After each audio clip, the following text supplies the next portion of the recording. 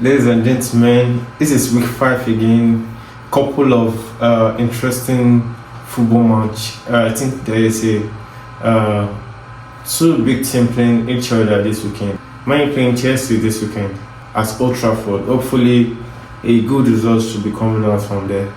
And we are having Arsenal, Manchester City on Sunday. So I'll just summarize a little bit of the match we have, the match and the prediction. I would love to predict some. I won't have the scoreline for you, but I should be able to predict what I'm expecting from them all. Hopefully it works out well. Let's start with Liverpool Everton. Looking at that game, comparing the match of Liverpool Atletico Madrid, Liverpool Burnley, there's a pinpoint there. Liverpool is coming back to the game around 90 plus. It happened against Burnley, that is 94 minutes or so. I think the same thing against Atletico Madrid. So for me, I see Everton will have to score first. Looking at Everton game before now, they have been working well and very consistent. Having 2 wins and I think 1 draw and a loss, it has been a good result for them. Everton, if I'm not mistaken, a good result for them. So seeing the game, I will see them giving Liverpool a tougher time. So Liverpool will have a lot of corner kicks in that game. I can't really figure out how much corner kick will come off that game because I see Liverpool will be very, pushing to get it. Everton will make it very harder for them. And I think Everton should be able to score from a counter, and then Liverpool probably should struggle to get 3 points from there or a draw. But I see a lot of win or draw for Liverpool, a lot of win or draw for Everton. But I believe Liverpool can still pull off this 90 minutes plus, miracle. We see that kind of scoreline at the end of the season. So let's see how Everton will be able to work on Liverpool, and then let's see how Liverpool can, make use of what they have to continue their winning strike. Let's see how long it will go. I'll move to the next game, which we have Brighton versus Tottenham. Brighton, looking at their recent match, they have not been consistent, though they have beaten Mancity 2-1, but they have not been consistent. Looking at Tottenham also, I think they are kind of strong. They are beating Mancity, so I think both of them have dealt with Mancity. But looking at the game, it's gonna be a little bit tougher for Brighton. Then let's see how Tottenham can be able to work things out in that corner. But I can't really pick points, but I see 2-3 goals coming out from it. Hopefully Tottenham taking 2 or Brighton taking 2 or probably 2-2 from the game. That's what I see. That's what I see. But I see Tottenham against Villarreal. Tottenham really scored and never wanted Villarreal to score again. So let's see how their defense really can work, because it's different. Their Champions League is different from league. You can want to hold on to 3 points in Champions League, but league you want to risk getting more goals because you need goals. I think you need goals for the both sides, but I think we have a lot of different between Champions League and the league. There's a lot of difference there, and who you play with and how you play with them, different strategy, different tactics. Like my coach will say, different philosophy. Let's go to the next game, which we have Burnley Nottingham Forest. Burnley has been very strong, holding Manchester United till the dying minute, holding Liverpool till the dying minute. Nottingham Forest will find it very hard to really, score, because the moment you score Burnley, they score back. But Liverpool find it very hard to score them. So I can't really say Nottingham Forest will find it easy. Nottingham Forest also have been struggling after sacking the coach. I really don't know why they sacked the coach. Maybe the communication between the owner and the coach is not really working well. We saw that ending of last season between the both of them on the pitch. I guess that didn't really die down there till recently. So I think sacking the coach really affects another player. So hopefully Burnley can get a win or draw or a win, because Nottingham Forest is not really at that level right now. They are struggling, and Burnley is going to take any chance as of now, because they have gone down against Burnley, gone down against Liverpool, giving the both team a bigger issue to even get 3 points after them. So I will give Burnley a win or draw there, a win or draw, yeah, a win or draw. So we'll move to the next game. We should have West Ham, Crystal Palace. West Ham struggling also, but Crystal Palace is not really struggling, right? They are not struggling. I think they are in 9th position, and then we have West Ham in 19th position also. 19th position, I think 18th, 19th position. West Ham should not be as very hard as that to beat, because Potter is finding it very hard to really package what West Ham have in the locker. So I believe Crystal Palace should be able to win that game. Probably 2-0. 2-0 should be fine by Crystal Palace. 2-0, 2-1. I think Crystal Palace should be able to win 2-1, 2-0 from that game. And let me move to the next game, which we have Manchester United versus Chelsea. And Chelsea, looking at Chelsea's game before now, Chelsea have been having enough attempts, and they are making sure they are using the attempts to get on target. The last game they had over 10 attempts and having 6 on targets and 2 big chances. If you can remember, that is what Man City had against Manchester United, and they got 3 goals. So is it 3 goals or 4 goals against Manchester United? So looking at Chelsea making use of the opportunity, Man U having the same opportunity and not making use of it. That is, I see that is the difference between them, and the opportunity that Chelsea has been using is what has taken them to that position they are now. And Man U has been very struggling to use the attempts, having a lot of attempts, little shot on target, little goal to come out from it. I think for the 4-week game now, we didn't score against Arsenal, having over 20 attempts. We didn't score against Fulham, having over 10 attempts. We didn't score against. We won against Burnley, having up to 26 attempts against Burnley, scoring 3 goals out of 26 attempts, because we are struggling. And the 3 goals we scored, we had one penalty there. Yeah, we had 1 penalty, and the 3 goals we scored against Burnley. So for you to understand that we only had at least 2 goals from that game. Then we moved to Mancity, which we struggled to score out of 12 attempts. Chelsea can have 15 attempts and have 3 goals. Against West Ham, they won 5-1. And they had almost 10 attempts or so against West Ham. 10 attempts or 15 attempts against West Ham. And they had 5 goals. Man U is having 20 goals in 2 matches. 20 goals in 2 matches, and they only can produce. I'm saying 2 matches because Arsenal is 20 goals plus, Burnley is 20 goals plus, and we could produce, and we can only produce 3 goals from there, which is not fair. And I think that is what really affects Man U against Chelsea. We might have enough chances, but you have to produce a goal from those chances for you to be able to compete with the big team. Find it very hard, because I think for Amorim's formation, like I always say, we need the very strong back three. And I think Shaw is not really that strong to be a back three, right? And he does not have that strength to really play that left wing back, running and coming back, which you find Dogu doing. But Dogu does not know how to cross that much, which is what Shaw should be able to do. But the strength of going and coming back will really show on Shaw.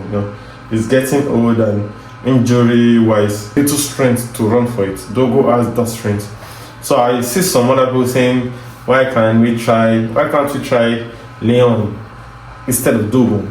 But looking at it, the coach can only pick who has been improving in the training ground. Number 1, number 2 is exposure. I don't think Leon is that exposed in football match. Because Dogu has played in Syria before coming to Manchester United. So I think he had that experience and exposure more than the Leon. And I think for now, Leon has to really push, because to what the coach has always been saying, you have to really work hard in your training ground, which is what I know most of the coaches do. Work hard in your training ground so that you can play your match. So if Lyon is really working hard, I think Dogon and Lyon can be playing, one half and the other half. But I see, because coach has not been using him, maybe he has not really picked to some extent. Yes, I will say that. So I think for now, I see some other people saying online that maybe Casemiro should drop. If Casemiro should drop, which means we have Delete and Euro. I really miss Martinez. So we have Delete and Euro here. We have Casemiro as a midfielder, meaning when we are attacking, there's something we always do. Casemiro, we need the central midfielder to move forward to receive ball from the keeper, giving us three midfielder. Our formation give us two midfielder, but when we are moving out, we have three midfielder, because the central back, we have a central back, we have a right central back, we have a left central back. So the central back move forward to support the midfield, so that this right central back and left central back can move wider. Then the keeper can have enough space to really distribute the game, distribute the ball. So I think what they are saying, I really understand them. Casemiro moving to the central back, then be able to move forward. Hopefully decision making can be really working well for us then. Move forward. Then Kobe and Fernandes playing in the midfield. I think Cunha is back, Mount is back, but I don't think they will play. I don't think the coach will want to move both of them in the same match. I think one will come in second half. Hopefully Cunha could start. Then Cunha or Ahmad will play Adamik. Then Mbuma, Cunha and Sesko. So hopefully we can work that way. But the coach, our coach, he is so focused. But no matter what it is, I will always be with the coach until he fucks up. For now, I don't see enough resources for him, because we have seen what he has done and what he can do. So for him to really fuck up now, it's not his fuck up actually. It's more of the players' fuck up. And I don't want to really talk about much of it, because we keep saying the coach, but when the games work well, we pick a player to support. But when the game goes bad, the coach tactics is the whole thing. And coach has always been saying the issue is not the tactics, the issue is not the formation, the issue is the mentality of the player. You should be able to walk around the game. So I give an illustration some days ago with my other guys. I said, as a lecturer of the school, okay, now you're a school student, and they give you a lecturer to teach you math. Math is a calculation, is a step calculation. You can make the whole step and get the answer, and you can follow the whole step and not still get the answer, because you have made a wrong step in the steps you have made, right? So let's say a coach, a lecturer has already given you a comfortable calculation to his own understanding that you should be able to work with, that was easy for him to assimilate, then it should be easy for you to really work with.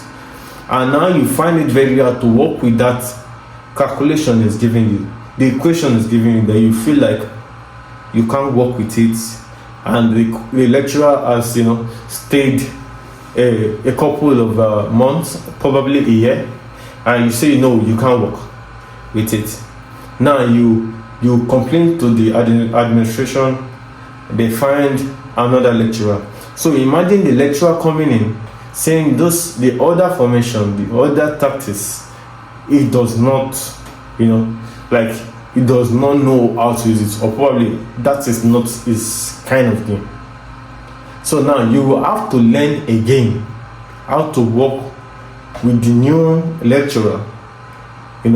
For him to say this calculation is easy, but I can't think. The lecturer was like, I don't think I can work with this calculation. Then you find yourself wanting to learn the other calculation, because the lecturer that is teaching you now can now work with the one you have been learning before. Now you have to delete what you have been learning before to really start with this one, which will be very hard for you, because when you get to the exam, or you find it very hard to really pick what you have learned before from what you are learning now. So you have to stick with the same formation, stick with the same person, the same coach. Arsenal sticked with Arteta for 6 years. The first 2 years there was nothing. They had just 3 to 4 signings. First 2 years, 3 to 4 signings. But now they had over 30 signings. Arsenal have over 30 signings in 6 years. But we have just 4 signings, and we are expecting miracles, which is very unreasonable for me, because you know what your team has been doing. We have been employing a lot of coach with different tactics. We have Mourinho, depending on the right and left winger, to give you a pull out for a stronger attack than a very stronger defense. We have Van Gaal that does not really want to push much so that he can protect the back. So we have little chances. Different games. We have Ole Solskjaer that depend on counter attack. Then he does not really protect the back that much, because he wanted enough legs for counter attack. Different game, different coach, different philosophy, and we are having them in 2 years, 1 year, 2 years, 1 year. For this is 2025. Ferguson has left since 2013. Look at that, 12 years now. We have been changing 2 years, 1 year, 2 years, 1 year, changing one coach every time, changing coach. Then we still find players that has been there since 2018 in the same team. So when I'm talking about players that have been there since 2018, find Arteta now.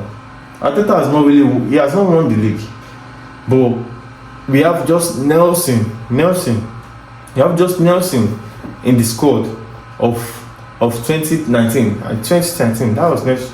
Arteta was 2019. You have just Nelson in that squad that's still present in the squad. Guardiola has changed the squad twice. Club made use of over 4 years to build Liverpool for us to even use last season without even buying anyone. Clubs have been consistent because they have stick with one coach and making sure the coach can buy the player that can work with his formation, with his style of play. Amorim formation 3-4-3. You need a very decisive front three that does not really depend on this is my role, this is my role. That is why he likes 10. He likes 10, a 10 player that can really work on different positions, which is what Cunha does, which is what Mount does also, which is what Fernandes should be doing. But because the midfield is not completed, we can't push Fernandes to the front. You have to really, secure the midfield. Now the midfield is still struggling because we have Fernandes that can go off any time of the game. We have Ugas that is so aggressive that can really cause foul anytime, any day. We have Casemiro that is not really that good in deciding how to control the ball fast to really release the ball. Because Casemiro, what he does mostly is when you give him the ball, he turns, he sends ball. He's good in distribution, but when you give him the ball, controlling the ball and deciding has been the problem with Casemiro. And now we are saying Kobe Manu should play, but the issue with Kobe Manu is Kobe Manu cannot cover space. When you have two midfield, which is what the coach does, two midfield. Back in Sporting, he has Paulinho and one other guy. Their work rate is so crazy. Their work rate is so crazy that they cover a lot of space. Fernandes should be able to do that, but we don't have a standing forward that can. Fernandes is probably the moving forward. We should have a standing forward, which is what Chelsea had during Conte time. They have Mancity standing forward. We have Kante, the moving forward. Kante can cover the whole space. Mancity staying at the center forward, which is what Man U lacks. A person that can really relax. Casemiro should be able to do that, but he's not relaxed with the ball that much. He loses the ball easily in that midfield, and when one of the midfielders slacks, it affects the second one, which is what happened against Mancity. Fernandes was off, Ugat went off. Shaw was in his zone at the back, could not decide when to push attack. The second goal, you saw Haaland, he was in front, you saw the ball coming. You are supposed to have look for a way to even give him body checkup before the ball comes, so that you can really he can lose his balance before the ball comes. But you left him for him to push, and it's quite tall. He just used his hand to really push Shaw back, covering the space before the game. You saw the pass coming. Make sure you have body checked Haaland before the ball comes. But because he didn't body check him, he was the one that now body checked Shaw. So it affects when you can't decide well. We need a very strong back three, but when one of them can't decide well, it affects. That's why I said we miss Martinez. Martinez is supposed to play where Shaw is playing, but because Martinez is not on ground, that's why we have Shaw there, a left footer that can really play down to be able to push the ball to the attackers, which is what we used to score Mancity last season. You see it, Martinez was one that gave Ahmad the winning goal. We need a decisive midfielder that can work well to be able to work. You see Sesko suffering because he does not have enough chances in the front. Why? Because the midfield is not really working well. The two attackers that are supposed to work for Sesko, one of them serious drop back to support the midfield. Now Sesko, that is supposed to be in the front page, is not coming back to support to drop to the two midfield, which is the two midfield that is supposed to be working for him. So that is why Sesko has not been having chance, and we are having chances which is half chances. I say half chances because one of the attackers, by the time one of the attackers that dropped to the midfield pushed to the front, and the other two, Sesko and Mboma, pushing to the front, then there will be a lot of defenders to really cover the space. But when the midfield is confident enough, they won't come back to help. By the time the ball gets to them, it will be very fast for them to decide on who to give the ball. Then we have 5 attacks, which is the wing back that is joining them. But the moment they are dropping back, the wing back, we have a lot of space to run to without nobody to really give the ball, because the midfield is choked up for supporting instead of them really giving the ball out to our players.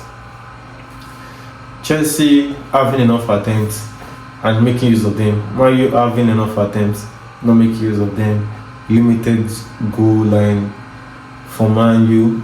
Chelsea 5 goals, 5-1 against West Ham, 2-2 against Brentford. At least they had 2 goals. So I will leave that one like that. Well, the game very hard, very hard.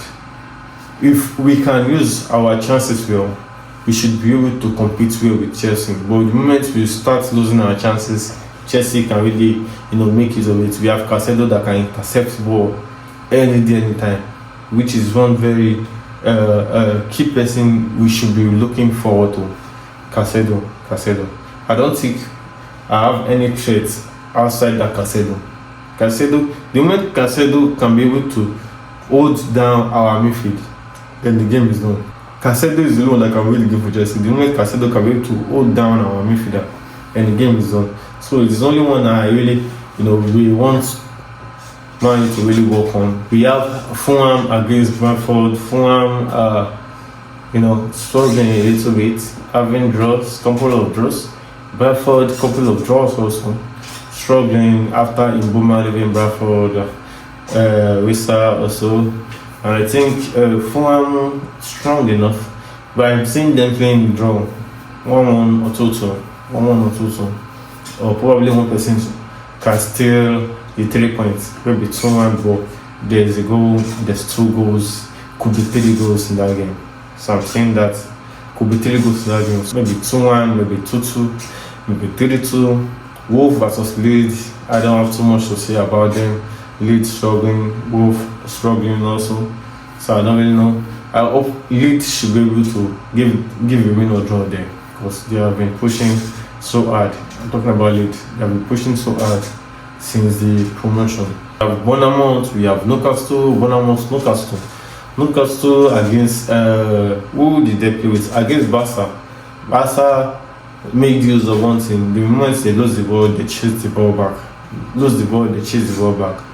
Man, look at so finding it hard to really work well because of the front that is not really there again. I think Gordon on a red card will affect them also. So I don't know how they will really survive a lot of these moments, actually a lot. So let's see how Bournemouth Newcastle. I'm seeing Bournemouth winning that game, or a win or draw for Bournemouth. Bournemouth winning on a win or draw for Bournemouth. I don't think Newcastle can be able to hold Bournemouth down, but what can we say? So the Bournemouth Newcastle is the Sunday match. Sunderland, Aston Villa. We have Sunderland in the top 10. We have Aston Villa very low down as 19 or 18 or so. Aston Villa is that low. So I'm giving Sunderland the win. I think Aston Villa has 4 losses or 3 losses, a draw, to what I'm saying. So I think Sunderland should be able to win that match. Even if it's a 1-0 goal or 2-1, should be able to win that match. They will move to the very last game of the Big 5. Arsenal versus Manchester City. Arsenal, Manchester City. Funny enough, I really can't really pick a team, but I believe Arsenal should be able to win. Arsenal for the last four league games now. 4 league games. They have conceded just 1 goal. They beat Man U at 5-0 in the game. Conceded against Liverpool, which was the free kick. And they won. They won 4 games. They played 4, they lost 1. And all was clean sheets except the Liverpool goal, the 1-0. So I think, and Mancity really has been struggling to really get themselves up. And the defense of Mancity is not really working well. I won't lie there. They only pushed well against Napoli because there's the red card. There was no goal before the red card, right? They survived against Napoli after the red card. So I don't think they are that strong enough to really hold back Arsenal. So Arsenal should be able to win that game. 2-0, 2-1, 3-1. So I think Arsenal is in that game even 2-0, 3-1, 3-0. So I'll leave you guys with that for now. Then probably after the game, after the weekend, I will talk about Man U and probably any specific game of the week that really shake the table that much. Don't forget to click the like button there and subscribe as much as you can. Thank you.